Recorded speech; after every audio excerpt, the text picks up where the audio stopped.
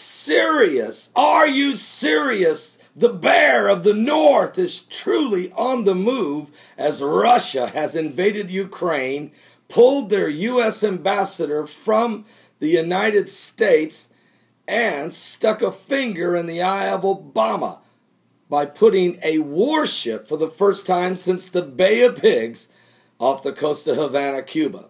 Are you serious? Something biblical is going on with the signs of the second coming of Christ. Let me give you a quick update of the situation. Here we go. Here is the President of the United States yesterday addressing the Russia-Ukrainian crisis. Over the last several days, the United States has been responding to events as they unfold in Ukraine. Now, throughout this crisis, we have been very clear about one fundamental principle. The Ukrainian people deserve the opportunity to determine their own future.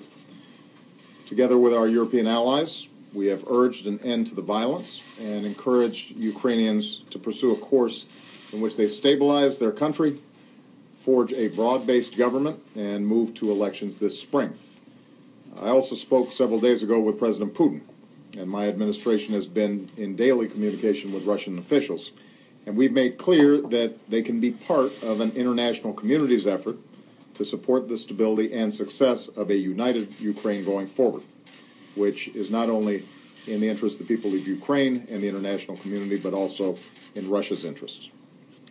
However, we are now deeply concerned by reports of military movements taken by the Russian Federation inside of Ukraine. Russia has a historic relationship with Ukraine, including cultural and economic ties, and a military facility in Crimea. But any violation of Ukraine's sovereignty and territorial integrity would be deeply destabilizing, which is not in the interest of Ukraine, Russia, or Europe. It would represent a profound interference in matters that must be determined by the Ukrainian people. It would be a clear violation of Russia's commitment to respect the independence and sovereignty and borders of Ukraine and of international laws. And just days after the world came to Russia for the Olympic Games, it would invite the condemnation of nations around the world. And indeed, the United States will stand with the international community in affirming that there will be costs for any military intervention in Ukraine. That's the question. The President talks about there will be cost because of the intervention in Ukraine. What cost? Now let's remember, the President of the United States said that if we find out, after we've seen a bunch of dead bodies that had been poisoned by sarin gas in Damascus, primarily in a Christian neighborhood, if we find out, he said, that this was Assad's regime that done this, that will be crossing the red line, and then he will have to go. Well, a few months later, we found out it not only had happened, but it was continuing to happen, not only by Assad's regime, but by the Muslim Brotherhood faction of freedom fighters that the Obama administration was supporting. And so, after some pushing and shoving and name-calling, both Putin and Obama agreed to let the United Nations come up with some kind of a bogus deal that would remove all chemical weapons from Syria. Well, that date has come and passed that Assad was to have all chemical weapons out of his country. They're still there. He never moved them, and nobody says boo. Now, the Putin goes through the Olympic Games, I should say the Winter Olympics. The Games have now begun, as he has sent 150,000 combat-ready troops within 3 days after the close of the Olympic Games to the borders of Ukraine. He has flown military jets over top the border, giving full cover for his special ops unidentified soldiers that have went in and taken over an airport and a military base in Crimea, and allowed these same unidentified military forces that speak Russian, by the way, and drink lots of vodka just to take over 2 government buildings in Crimea and hoist the Russian flag. Now, meanwhile, the President Putin put a massive warship just off the coast of Cuba, staring at the United States of America for the first time since the Bay of Pigs. We have no response for that. We have no plan for any of this.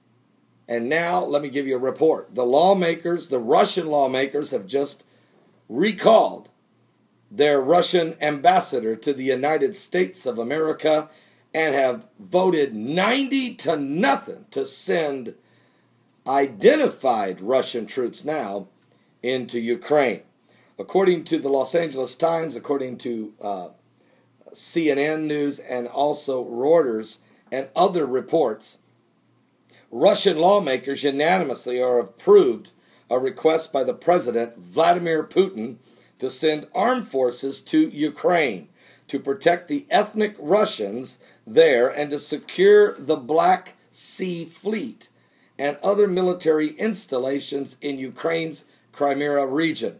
In a 90-0 vote unanimously during an extraordinary session of the Federation Council of the Soviet Union, the upper house deputies argue that the last week's disruption of constitutional order, the deadly confrontation in Kiev, has led President Viktor Yanukovych to flee to Russia, exposing Ukraine's minority Russian-speaking community to unspecified dangers.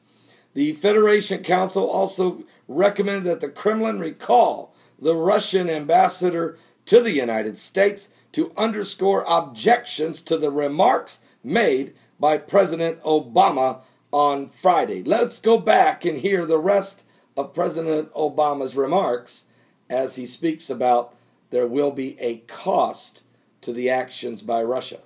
Of how difficult democracy can be in a country with deep divisions. But the Ukrainian people have also reminded us that human beings have a universal right to determine their own future. Right now, the situation remains very fluid. Vice President Biden just spoke with the Prime Minister of Ukraine to assure him that in this difficult moment, the United States supports his government's efforts and stands for the sovereignty, territorial integrity, and democratic future of Ukraine.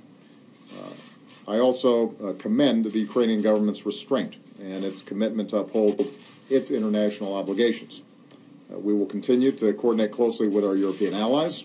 We will continue to communicate directly with the Russian government, and we will continue to keep all of you in the press corps and the American people informed as events develop. What is the cost to Russia in all of that? Nothing. We will continue to communicate with the Ukrainians. We will continue to communicate with the press. We will continue to communicate with the Russians while the Russians invade Ukraine and probably will overtake that new government that just overthrew their president because of his ties to the Kremlin. We will watch probably Putin completely annex either half, if not all, of Ukraine. We will watch Russia put a warship, it's already setting off the coast of Cuba. We will sit here and watch Russia stop the Arab Spring process of Barack Obama and the Muslim Brotherhood in Damascus, Syria. That's why Damascus is no longer a city, but it's become a ruinous heap, fulfilling Bible prophecy of Isaiah 17, verse 1, which was explained how it would happen right there in Jeremiah 49, verses 23 through 27. The Arab Spring, well, that was in Daniel chapter 11, 41 through 45.